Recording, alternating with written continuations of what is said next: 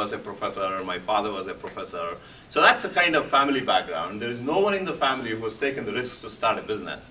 And here I am, right, making a good salary, a six-figure salary, and trying to leave that and starting a company and no salary, right? So his first answer was, you must be stupid. There's no one in this family who has done this. Right? I don't think it's an advisable thing for you to start a business because it's not in our DNA. Right? I said, no, I want to start my business. Whether I succeed or I fail, I don't care. I'm going to try this out. So I was pretty adamant. I mean, back when I graduated, right, he also wanted me to go join one of these public sectors. You know how it is back in those days, right? Your parents want you a stable job working for BL or HAL or ITI or DRDL or something like that, where your salary structure in the newspaper, when you see the advertisement, it's already written very clearly what you'll be making 20 years from now, right? So that was his dream, and I kind of defied his dream, and I went and took up a job in a young company, so I did fairly well after that, and I came to the U.S.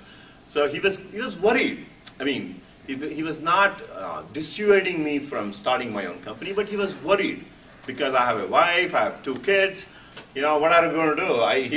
Right? So, but a lot of things I had planned pretty well. And anyway, I jumped out of Novell and started Exodus. There was no salary for almost a year or so, and slowly we ramped up our consulting business, and which is what essentially back in those days, right? And then we spun off to do this Exodus business. End of 1994. I'm sure you would have heard the story from Chandra, who I believe spoke a couple months ago, right?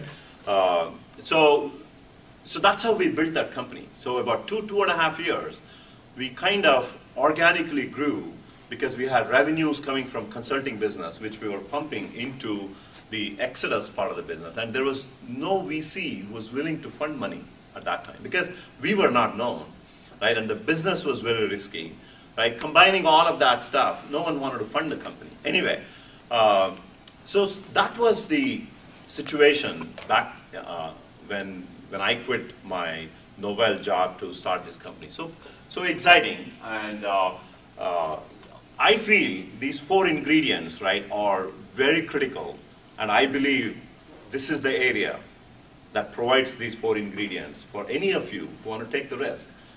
But it's a risk. At the end of the day, it's a risk, right? No one can guarantee. I cannot stand here and guarantee that you're going to succeed, because at the end of the day, all these 4 things need to come together. So I just went to Wikipedia, and I picked this up from Wikipedia. I don't know how many of you have seen this. It's actually fantastic. So let me read this out for those of you who cannot see it. Entrepreneurship is the act of being an entrepreneur, which is a French word meaning one who understands innovations, finance, and business acumen in an effort to transform innovations into economic goods. Okay? This may result in new organizations or may be part of revitalizing mature organizations in response to a perceived opportunity.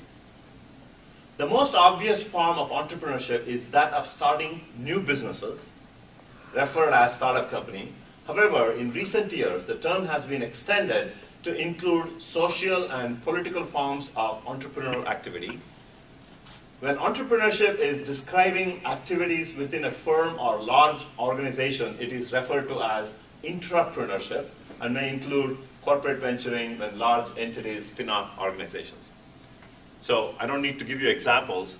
I mean, you're sitting in inside Cisco building, which has done lots of intrapreneurship kind of activities, right? But it's it is a true definition of entrepreneurship. Okay, so I thought I'll just share this with you. So let's quickly get to the kind of questions that any entrepreneur has if you've just started your company or thinking of starting your company, right? So I don't have dollars. How do you expect me to hire good people? Right? You know, everybody says you got to hire good people. I don't have dollars. right? How do you get the good people? So what if I cannot get a good person? Should I still hire this guy or not? So that means should I just compromise on hiring somebody so that I can keep the ball rolling? And should I use India day one to save money? When to bring a sales business development kind of a role, because you are talking about getting validation from customers, right? Who does that validation from customers? I mean, you need someone who can touch the customer, who can make a pitch of your product, right? So when do I get this sales business development guy? How do I get my first 10 customers? I don't even know anybody, right? How to deal with title requests. This is actually one of the biggest problems in startup companies. You know, I'm sure those of you who started the company, if you try to hire someone, what's the first title they want? VP. They want to become a VP, right? Or a CXO title, Yeah. right? I want to be a CTO, or I want to be a CFO, or I want to be a chief sales officer, you know, whatever, right? So that's the biggest challenge. And how do you deal with these title requests? What do you do in situations? And then how do I get good valuation from VCs? These are kind of like some questions that is lingering in people's mind. Now, let's quickly look at early stage desired team leaders. Now, irrespective of how many people are there in the company or in a startup company, these are some of the critical roles.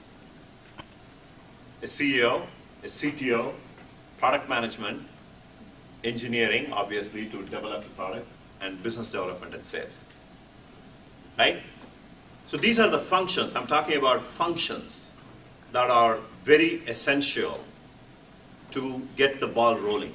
Now, what's the role of a CEO? Role of a CEO is great execution and understands the market, and he's more an optimist or a realist, okay? And he should be able to attract the talent. That means you should be able to pitch your idea, pitch your concept. And because bringing talent is the most important thing, right, when you are a very young company. You should be able to go in front of customers, articulate the problem that you are solving, and lead a team. Should be able to delegate rather than you doing everything yourself. Okay? Very honest and strong values. Very important. Very, very important. Strong values and honest, because you're establishing a trust with your employees, with your customers, with your investors, with anybody that you're interacting outside of your spectrum. Essentially, you need to build that trust, and for that, you got to be honest, right? And constantly in the mode to raise money, whether it's private money or public money, it doesn't matter what it is. Friends and family, right? You have to be bringing money. If you don't bring money, you cannot retain people. What's the job of a CTO? Market evangelist, market vision, and understanding the customer needs very clearly, okay? Understanding competition, and understanding if it's a technology company, understanding what is the differential, what's the uniqueness that you have. You cannot just be doing a commodity stuff that somebody else has already solved, thinking that, you know, I'm going to build this stuff which is 20% cheaper than what Cisco is doing. You just cannot, because Cisco will drop the price, right? So it has to have some kind of a differential in technology, because that's what gives you the edge. At least 2 to 2.5 years of a lead you should have on the technology side compared to anyone else who is doing this. I'll give you some examples. This is a key position, product management.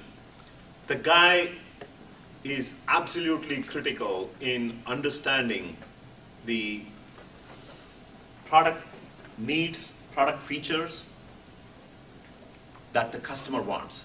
Because a lot of times, without this function, you can envision a product build that product and take it to the market.